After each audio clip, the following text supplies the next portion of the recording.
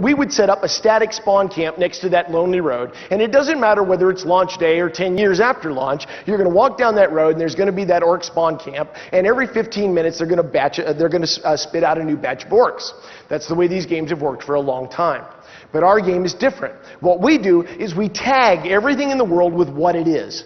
The game is constantly polling the world to find out where the guards are. How often people have gone down a lonely stretch of road to find out whether it's lonely or not. And so what we do is we create orcs and then we just release them into the world.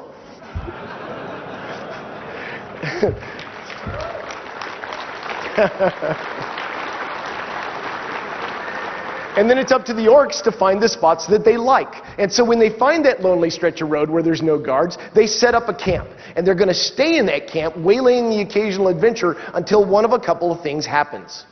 The players might go to a city and alert the guards, and the guards might start patrolling down the road. That would be something the orcs don't like.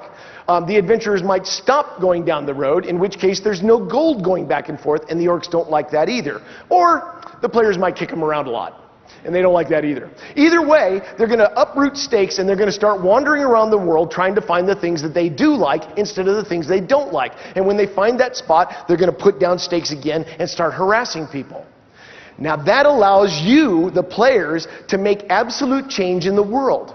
As we tell you to go out on quests to do things like pacify the woods because there's nasty goblins in them, you can actually do it. You go out into the woods and you harass those goblins and push them back until eventually they don't want to be there anymore and they leave.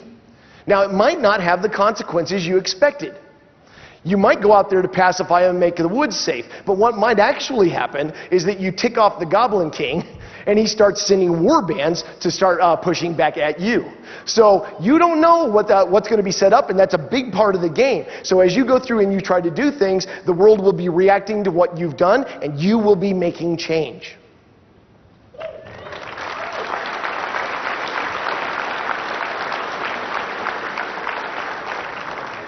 Now that was a lot of talking, so let's see some more action. This is a combat scene where Jelena and Kishar are going to fight against an earth elemental.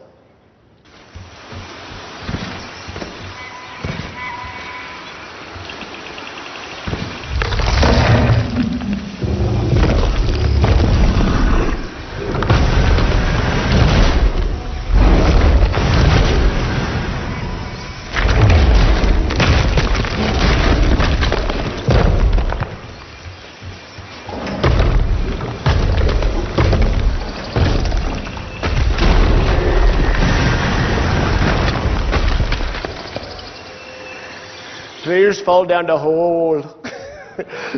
So, okay, what you just saw is actually reasonably common in our game. There's all kinds of different areas where stuff like that might happen because of destructibility.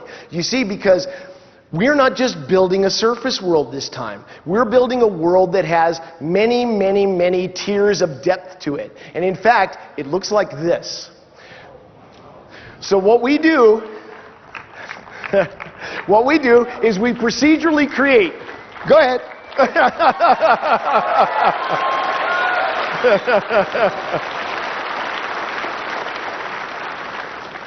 What we do is we procedurally create all this fantastic content that's all the way through the world. And we know where everything is. We know where all the lost temples are and the ancient cities and all of that stuff. Because we have thousands and thousands and thousands of years of lore and archaeology that the designers have been building over this time.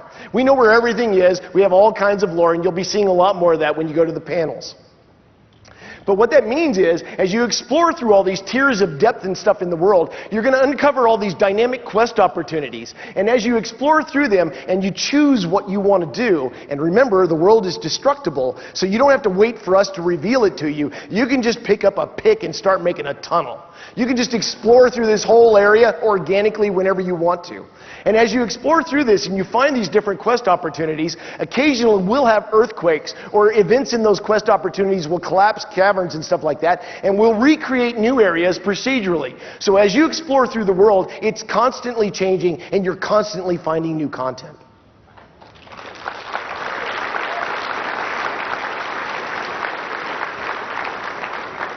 And just as an example of that, let's go back to Kishar and Jelena, whatever her name is, Jelena, and re-get together with them while they're in the center of the world. Now, they couldn't find their way out, so they're just going to basically blow a hole in the crust below, and what they're going to find is a magma chamber.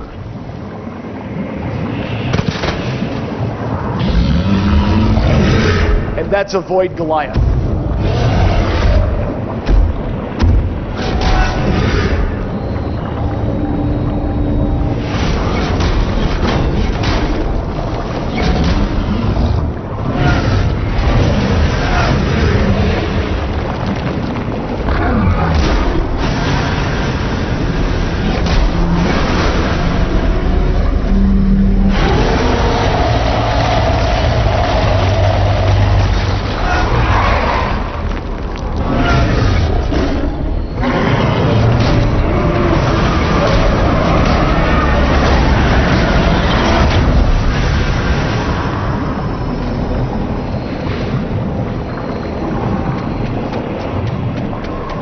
One thing's for sure, you'll always know where a battle was.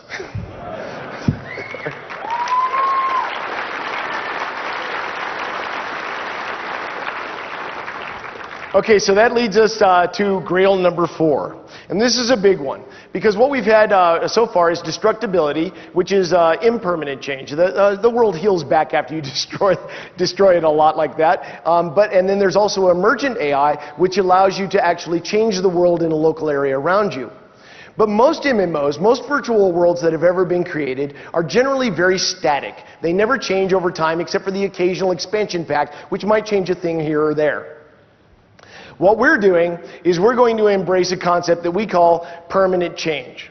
And the way that we're doing that is through a mechanism that we call rallying calls. And rallying calls are this really cool way to set up a story that takes a long time for players to work through, but constantly and permanently changes the world as you go through it. The easiest way for me to describe that is through an example. So we'll start with what we call the Raising of Halas. So the Combine Accord sends you out here to go out and set up the city of Halas. And of course that starts out as a little tent city. And nobody knows what's in the area, so there's all kinds of little dynamic quest opportunities that appear. Just so you understand what a rallying call is, I think everybody here knows what a public quest is. All right, okay, cool. So with a rallying call, it's kind of like a public quest. It is different, but it's kind of like a public quest where every single person in the game is on that rallying call together at the same time. And it's going to take 2, maybe 3 months of real time for it to be accomplished. But the trick is, you don't know where the stages are. You don't know what events will trigger the story to move forward. And it's different on every server. You'll progress it a lot differently, and we'll show you that as it goes through. So when the Combine Accord tells you to go out here and establish that tent city, now you can ignore what they said and just explore out on your own. That's always an option. You can go do anything you want to. But if you want to participate in the rallying call, then you want to go to that tent city and start finding the little ways that you can participate in it. One of the ways that you might be able to do that is by more of a crafting sort of thing, by gathering resources, helping to build a palisade log wall around the city, so on and so forth. You might also get together with your friends and form a group and strike out into the woods to find out what's out there and possibly pacify any dangers that you find. And that's where the fun begins, because you don't exactly know why the next stage might trigger. It might be because you got the log walls up, or it might be because you pacified the goblins in the woods too greatly. Whatever it is, you trigger the next stage of the rallying call, and what might happen then is that the goblins start showing up and burning your outlying villages. Now that creates a whole new set of dynamic quest opportunities. You can help to repair the buildings, you can help to defend them against the goblins, you can try to find out where the goblins are coming from and pacify them out there.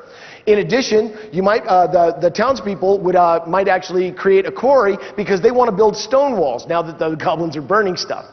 So as the villagers dig down into the ground, they're going to uncover some of those tiers of depth I talked to you about, and things might start coming out of the tunnels. So then there's more quest opportunities, defending the quarry workers, exploring those tunnels, etc. Additionally, you might want to help build those stone walls and make that permanent change that I was talking about. Eventually, you're going to erect those stone walls and make a really great keep, or pacify the woods too much, and eventually you're going to really tick off that Goblin King. And he's going to go off and make some allies with the